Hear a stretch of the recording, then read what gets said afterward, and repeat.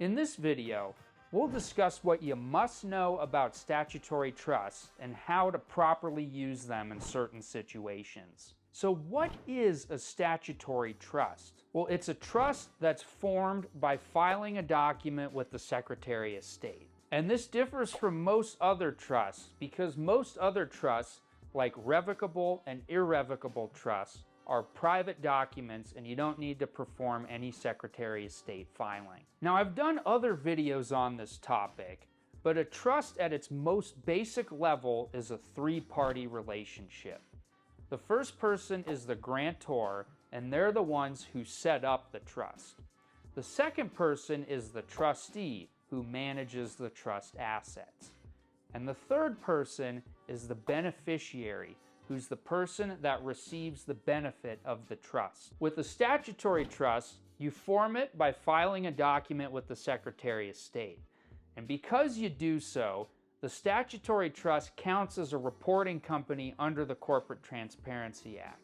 And as such, you're gonna need to file a BOI report with FinCEN. Now, there are two common types of statutory trusts that everyone needs to know about. The first is a Delaware Statutory Trust, or a DST for short. And a DST is an entity that's set up by institutional sponsors, and it allows for private investors to invest in commercial real estate projects. And in this structure, the sponsor is both the grantor and the trustee of the DST. And when the investors buy into the DST, they become the beneficiary of it. When you use a DST, there certainly are some benefits associated with it. It's a great tool that allows investors to invest in large-scale commercial real estate projects. And this is important because many commercial real estate projects in this country can be very expensive, and a lot of small investors can't afford to buy into it on their own. The second benefit is that you can use a 1031 exchange to buy your interest in a DST. And the benefit there is that you can defer paying capital gains tax. But in order to do this, you must use a qualified intermediary. And the third benefit is that you can buy an interest in a DST very quickly. Now, while there are some benefits, there are some downsides associated with DSTs. The first is that you can't buy a DST interest on the public market. The second is that the small investor must relinquish control to the sponsor. The third, as is true with everything else, is that the returns on the investment are uncertain. And lastly, there are a lot of fees and costs associated with purchasing an interest in a DST. But if it's right for you, using a DST could be very advantageous. The second type of trust that everyone needs to know about is the Wyoming Statutory Trust. And the Wyoming Statutory Trust is a little bit different because a lot of California investors use it to avoid paying the state's $800 franchise tax fee that LLCs face in the state of California. And in this case, the California resident is both the grantor and the beneficiary of the Wyoming Statutory Trust.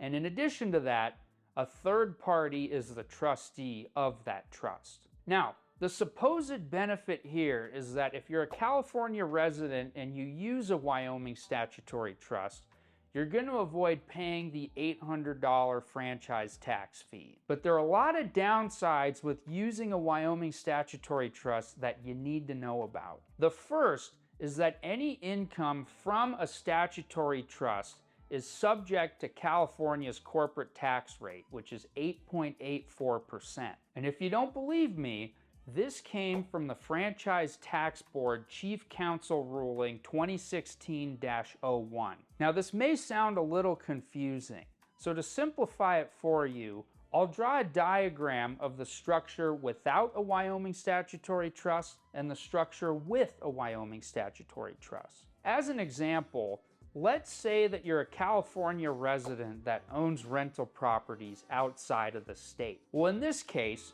you set up an LLC in the state where the rental property is located, And on top of that, you have a Wyoming LLC that owns your interest in those rental properties. California requires its residents to register its out-of-state LLCs that they own with the state of California. So this means that they would need to register that Wyoming LLC to do business in the state of California. And because of this, you're going to have to pay that darn $800 franchise fee. Now you may think it's advantageous to avoid this $800 fee by just setting up a Wyoming Statutory Trust.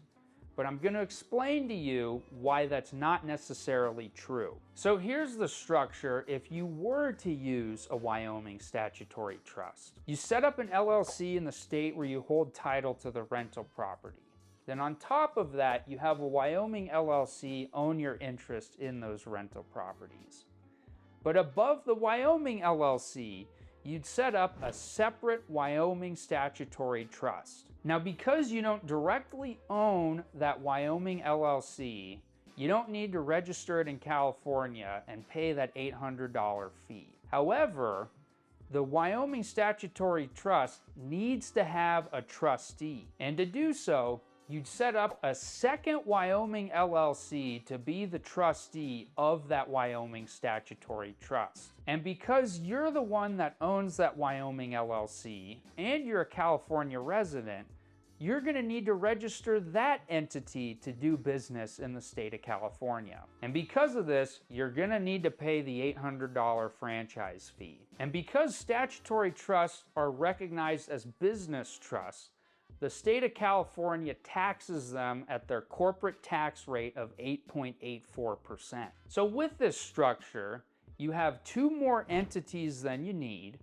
You're already paying the $800 franchise fee, and you're facing an 8.84% corporate tax rate because the statutory trust is a business trust. So at the end of the day, you're paying more in tax as well as continuing to pay the $800 franchise fee. And because of this, it's best to just avoid the Wyoming Statutory Trust completely and pay the $800 franchise fee with the one Wyoming LLC. So in conclusion, the Wyoming Statutory Trust is unique because it's created by filing a document with the Secretary of State. Now, while they may be useful in some situations, if you use them improperly, you very easily could face adverse tax consequences. I also have a new book called The 5 Tricks to Teach Your Kids About Money. You can download the book for free by clicking the link in the description below. If you're looking to start a business, you can schedule a free 15-minute consultation with us at Corporate Direct by also clicking the link in the description below. And as always, please make sure to like, subscribe, leave a comment, and turn on that notification bell. And I should warn you, the contents of this video are not legal advice and no attorney-client relationship has been formed.